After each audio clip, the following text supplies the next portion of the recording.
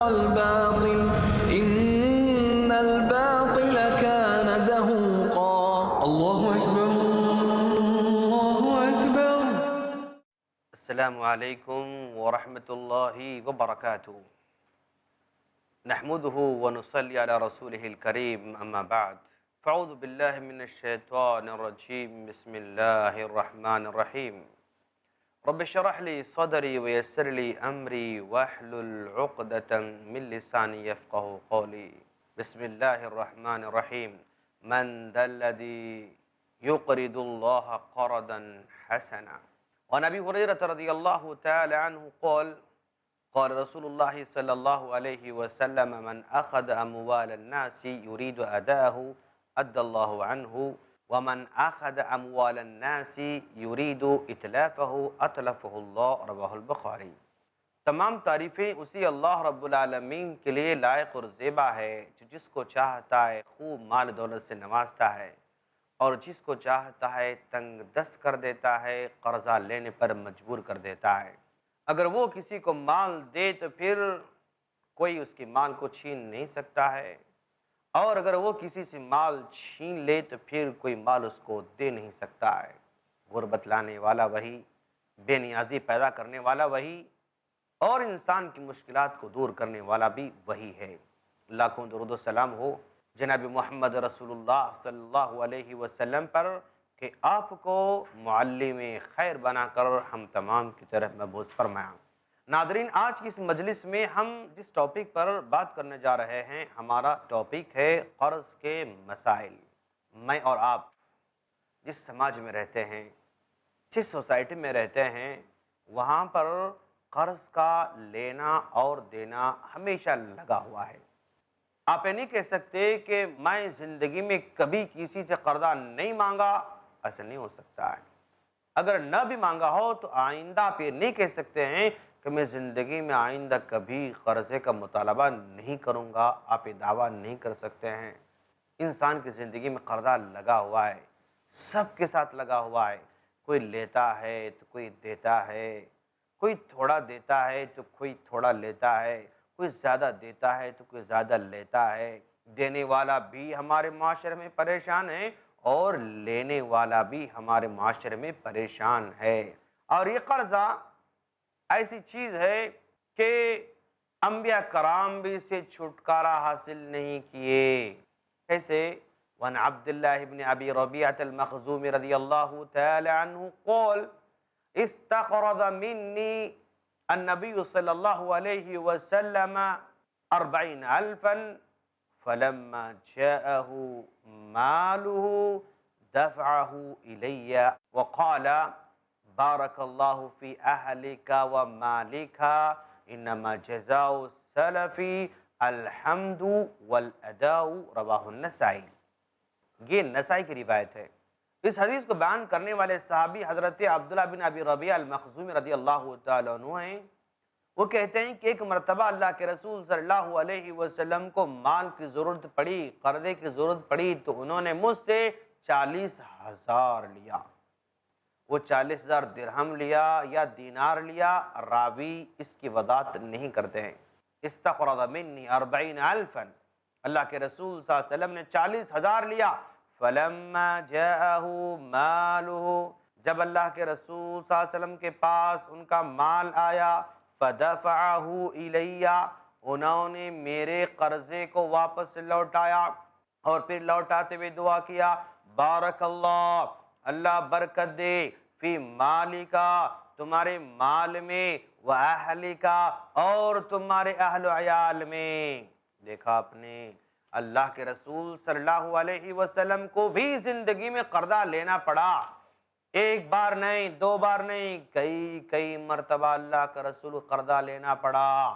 بلکہ بسا اوقات تو اپنی زرہ بھی کسی یہودی کے پاس گروی کے طور پر رکھنا پڑا. اچھا، اللہ کے رسول صلی اللہ علیہ وسلم نے مال آیا تو مال واپس لوٹا دیا، دعا بھی دی، اور پھر کہا انما جزاء السلف، ایک آدمی قرضہ دیتا ہے تو آپ کی ذمہ داری یہ ہے، اس کا صحیح بدلہ یہ ہے الحمد والاداء.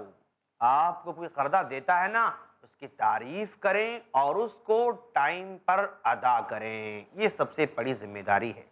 تو اللہ کے رسول صلی اللہ علیہ وسلم قرضہ لیتے تھے، یہ مجبوری تھی۔ جب نبی قرضہ لے سکتے ہیں تو ہم اور آپ کہاں سے بچ سکتے ہیں؟ اچھا، نبی کریم صلی اللہ علیہ وسلم نے قرضہ لیا، ہم دیکھتے ہیں صحابہ کرام کی زندگی کو تو صحابہ کرام نے بھی قرضہ لیا ہے، صحابہ کرام نے بھی قرضہ دیا ہے۔ حضرت ابی بن کعب رضی اللہ تعالیٰ عنہ نے ابن حضرت کو قرضہ دیا تھا، اور قرضہ دینے کے بعد کئی دن گزرتے گئے، قرضہ واپس نہیں مل رہا تھا۔ ایک مرتبہ ابی بن کعب رضی اللہ تعالیٰ عنہ ابن حضرت سے اپنے قرضے کا مطالبہ مسجد میں کر دیا، کیونکہ ان سے ملاقات مسجد میں ہوئی اور وہاں پر قرضے کا تذکرہ کیا، اور اس قرضے کے مطالبے میں جواب میں ان دونوں کی آواز بلند ہو گئی۔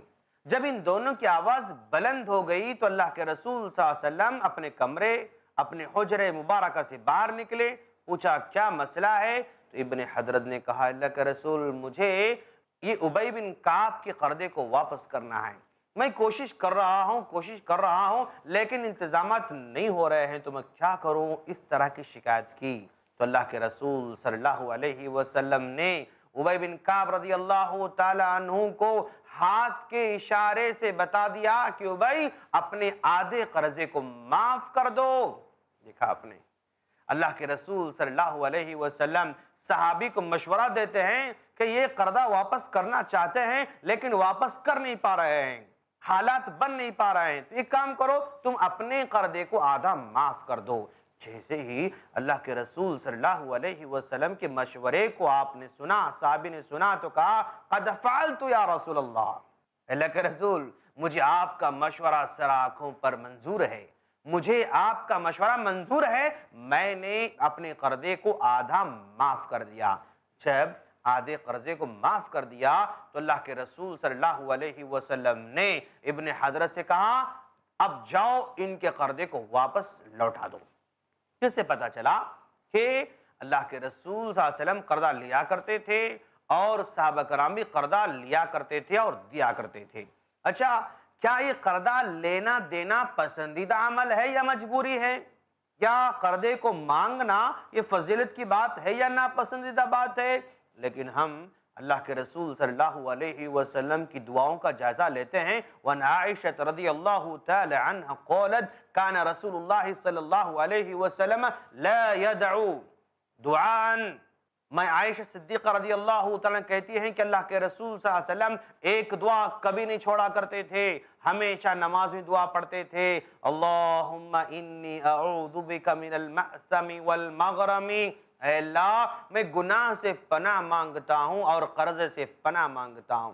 تو گویا قرضہ لینا کوئی فضیلت کی بات نہیں ہے، قرضہ مانگنا کوئی اچھی بات نہیں ہے، اسی لیے اللہ کے رسول صلی اللہ علیہ وسلم ہر نماز میں قرضے سے گناہ سے پناہ مانگا کرتے تھے۔ تو جتنا ہو سکے زندگی میں قرضہ لینے سے بچنا چاہیے، کیونکہ اللہ کے رسول صلی اللہ علیہ وسلم نے قرضے سے بچنے کی دعا فرمائی ہے۔ انتہائی مجبوری ہو تو ہی قرضہ لینا چاہیے، چھوٹی چھوٹی ضرورتوں کے لیے، اپنے آرام کے لیے، اپنے آسائشوں کے لیے، لگژری لائف کے لیے قرضے کا مطالبہ کر رہے ہیں تو پھر ہم غلطی پر ہیں، ہم غلط راستے پر جا رہے ہیں۔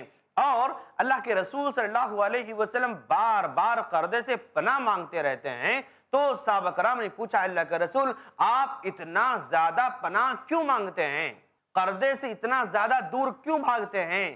تو اللہ کے رسول صلی اللہ علیہ وسلم نے فرمایا میں قرضے سے پناہ بار بار اس لیے مانگتا ہوں کہ جب آدمی قرض لے لیتا ہے تو دو خرابیاں اس میں پیدا ہوتی ہیں۔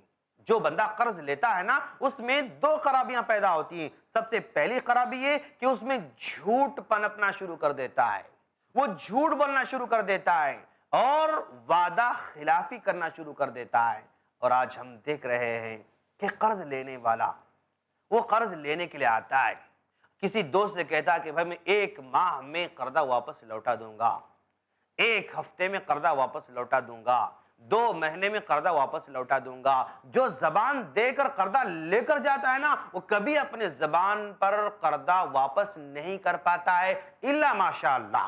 لیکن کامن سوسائٹی کے اندر ایک کثیر تعداد میں لوگ جو زبان دیتے ہیں اس پر کبھی بھی ٹائم پر لا کر نہیں دیتے ہیں۔ ہفتہ بولا تو 4 ہفتے گزر گئے لیکن کوئی عطا پتہ نہیں، 1 مہینہ بولا بلکہ سال گزر جاتا ہے لیکن کوئی عطا پتہ نہیں۔ جب ملاقات ہو جاتی ہے تو جھوٹ بولنا شروع کر دیتے ہیں۔ اذا حدث کذبا، یہ اپنی کمزوری کو چھپانے کے لیے جھوٹ کا سہارا لینا شروع کر دیتا ہے۔ جو وعدہ وہ کرتا ہے وعدہ خلافی کرنے پر مجبور ہو جاتا ہے۔ اسی لیے زندگی میں آدمی کو قرضے سے پناہ مانگتے رہنا چاہیے، کیونکہ وہ جھوٹ بولنا شروع کر دیتا ہے اور وعدہ خلافی کرنا شروع کر دیتا ہے۔ تو یہ قرضہ جو آج ہم لینے پر مجبور ہیں، اور آج کی ہماری سوسائٹی کی سب سے بڑی خرابی یہ ہے کہ ہم قرضہ چھوٹی چھوٹی باتوں پر لینا چاہتے ہیں۔ قرضہ لینے سے پہلے بہت ہی معصوم بن کر آتے ہیں، بھائی السلام علیکم، بھائی السلام علیکم، فلاں فلاں، اتنے نرم بن کر آتے ہیں قرضہ لینے کے لیے کہ دینے والا بیچارہ نرم پڑ جاتا ہے، حیران رہ جاتا ہے، اس کی مجبوری کو سمجھنے لگ جاتا ہے، اس کی پریشانی کو سمجھنے لگ جاتا ہے، کہتا ہے ٹھیک ہے لے کر جاؤ۔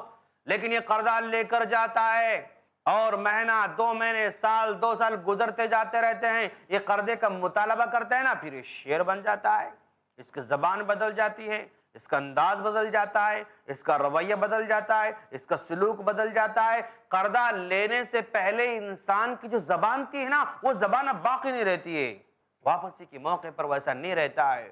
جیسے مسکراہٹ، جیسی معصومیت، جیسے وہ مجبوری اس کے چہرے پر ظاہر ہو رہی تھی، وہ قرضہ لینے کے بعد واپس لوٹاتے ہوئے ایسے نظر نہیں آتی ہے۔ غصے کا اظہار کرتا ہے، دیں گے ہم بھاگ تھوڑو جا رہے ہیں، واپس لوٹا دیں گے، ہم کھا نہیں رہے ہیں آپ کے قرضے کو، واپس لوٹا کے رکھیں گے۔ جب لینے سے پہلے کتنی نرمی سے باتیں کرتا تھا، لینے سے پہلے کتنی نرمی سے باتیں کرتا تھا، لیکن دیتے ہوئے کتنا وہ گرم ہو جاتا ہے۔ یہ رویہ بدل جاتا ہے انسان کا۔ اور آج ہمارے معاشرے میں، سوسائٹی میں قرضہ لینے کے بعد واپس لوٹانے میں دشواری کیوں رہی ہو دوستو؟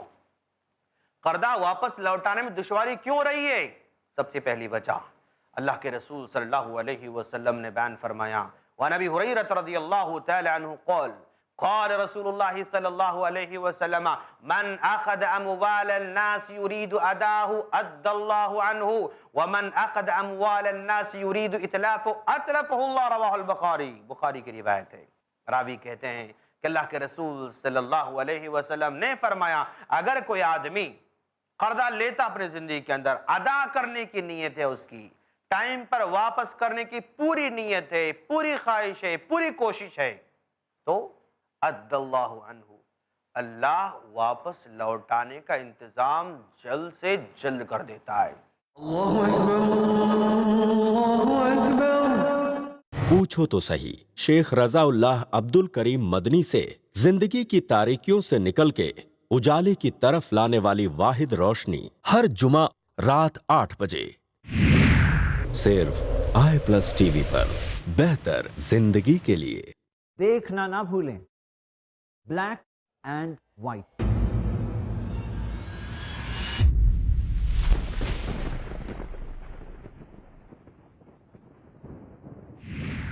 صرف i+ ٹی وی پر، بہتر زندگی کے لیے۔ اللہ اکبر، اللہ اکبر۔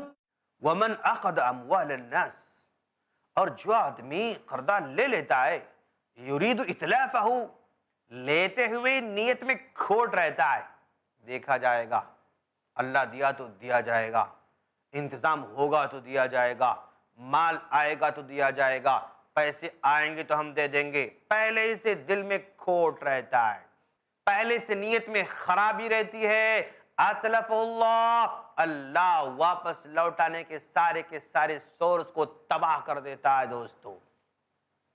جو آدمی واپس لوٹانے کی کوشش نہیں کرتا ہے، اللہ انتظام بھی نہیں کرتا ہے۔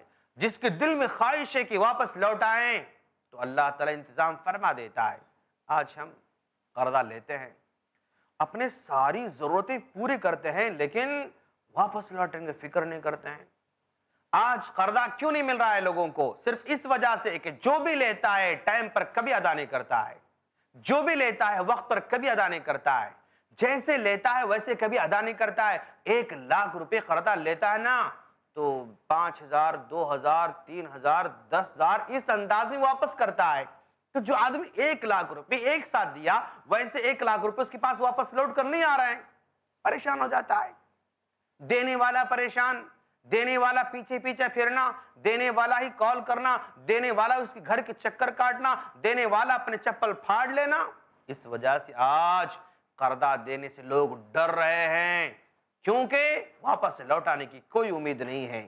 ہمارے پیسے واپس صحیح سلامت آئیں گے یا نہیں، کوئی امید نہیں، اسی وجہ سے قرضہ نہیں دیا جا رہا ہے۔ چند لوگوں کی غلطی کی وجہ سے، قرضہ صحیح طور پر واپس نہ لوٹانے کی وجہ سے یہ سارے کے سارے معاشرے پر یہ خرابی آ پہنچے، کوئی قرض دینے تیار نہیں ہے، صرف اس وجہ سے۔ اور یاد رکھیں ناظرین، جو آدمی قرضہ لیتا ہے اور واپس نہیں لوٹاتا تو اس کے بارے میں اللہ کے رسول صلی اللہ علیہ وسلم نے کیا وعید بیان فرمائی، غور کریں آپ۔ ایک مرتبہ اللہ کے رسول صلی اللہ علیہ وسلم بیٹھے ہوئے ہیں، صحابہ کرام ساتھ میں بیٹھے ہوئے ہیں، اچانک آپ کہتے ہیں سبحان اللہ، کہ ہائے افسوس، کتنی بڑی گمبھیر بات نازل ہو رہی ہے۔ صحابہ کرام نے پوچھا اللہ کے رسول ایسی کون سی بھیانک بات نازل ہوئی جس کی وجہ سے آپ پریشان ہو رہے ہیں؟ تو اللہ کے رسول صلی اللہ علیہ وسلم نے فرمایا ابھی جبرائیل علیہ السلام آئے تھے، انہوں نے کہا لو ان احدکم قتل فی سبیل اللہ، اگر تم میں کا کوئی آدمی اللہ کی راہ میں شہید ہو جائے، ثم احیا، پھر زندہ کیا جائے، ثم قتل، پھر دوبارہ شہید ہوا، ثم احیا، پھر زندہ کیا جائے، ثم قتل، پھر شہید ہو گیا، تین بار شہید ہو جاتا ہے، وعلیہ دین، اور اس کے سر پر قرضہ ہو، ما دخل الجنہ، وہ جنت کا حقدار نہیں ہو سکتا ہے۔ دیکھا آپ نے، آپ اپنے سر پر قرضہ رکھ کر مر جاتے ہیں، شہید بھی ہو جاتے ہیں، ایک بار نہیں تین بار شہید ہوتے ہیں آپ، حالانکہ صرف ایک ہی بار شہید ہونا ممکن ہے۔ کیا اللہ دوبارہ آپ کو بھیجے گا؟ نہیں بھیجے گا۔ کیا سہ بار بھیجے گا؟ نہیں بھیجے گا۔ یعنی دوسری مرتبہ تیسری مرتبہ شہید ہونا ممکن ہی نہیں ہے۔ اگر اس ناممکن کو ممکن بھی بنایا جائے تب بھی قرض والا اپنے سر پر قرضہ رکھ کر جنت میں نہیں جا سکتا ہے۔ اتنی بڑی وعید ہے دوستو، کتنی آسانی سے ٹال دیتے ہیں نا، کتنی آسانی سے ہم جو قرضہ دینے والا اس کو دھتکار دیتے ہیں، کتنی بے دردی سے اس کو جواب دیتے ہیں ہم، کتنی بے دردی سے اس کی کال کو کاٹ دیتے ہیں ہم، کتنی بے دردی سے ہم اس کو جھوٹ بولتے ہیں، وعدہ خلافی کرتے رہتے ہیں۔ انجام ہے اس کا، انجام، یہ انجام ہے۔ اسی وجہ سے لوگ آج قرضہ نہیں دے رہے ہیں کہ دینے والا پریشان اور لینے والا پریشان کر رہا ہے، اور دینے والا تو پریشان ہے ہی ہے، کیوں؟ اس کو واپس نہیں مل رہا ہے، واپس نہیں ملے گا تو پریشان ہو جائے گا۔ اور یاد رکھیں ناظرین، قرضہ دینا بھی چاہیے، جہاں سے واپس لوٹنے کی امید ہے، واپس آنے کی امید ہے، وہاں پر برابر قرضہ دیں آپ۔ کیوں؟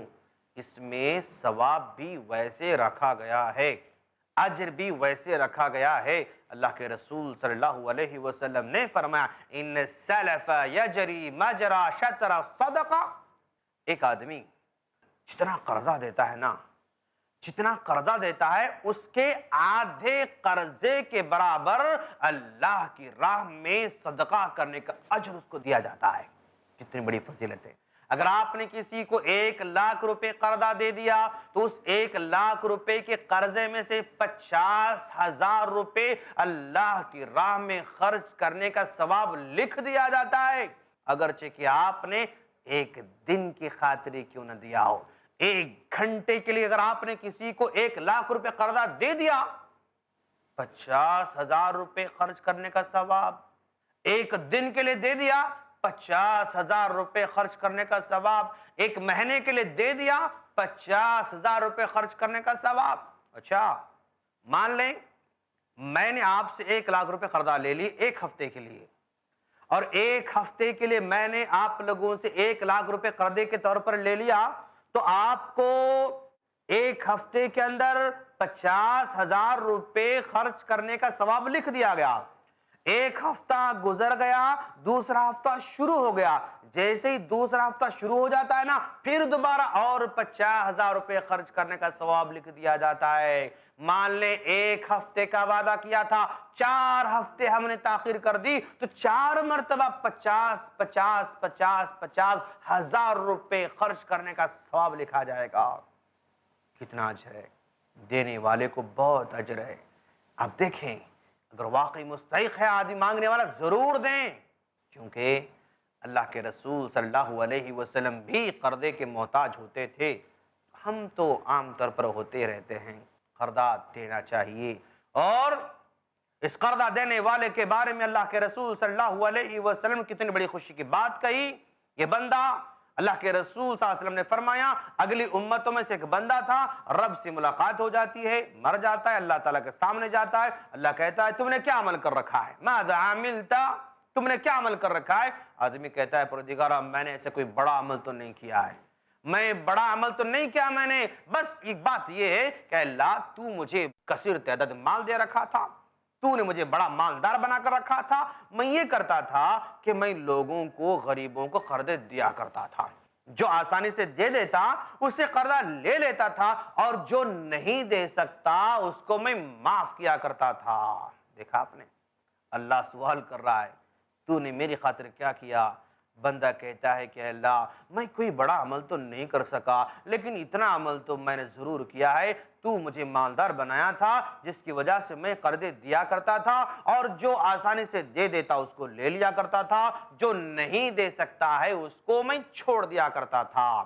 تب اللہ کہے گا جب تو نے میرے بندوں کے ساتھ جس نرمی کا مظاہرہ کر رکھا ہے، جس معافی کا مظاہرہ کر رکھا ہے، آج تو زیادہ مستحق ہے میری معافی کا، آج تو زیادہ مستحق ہے میری طرف سے مغفرت کا، جاؤ میں تم کو معاف کر دیا۔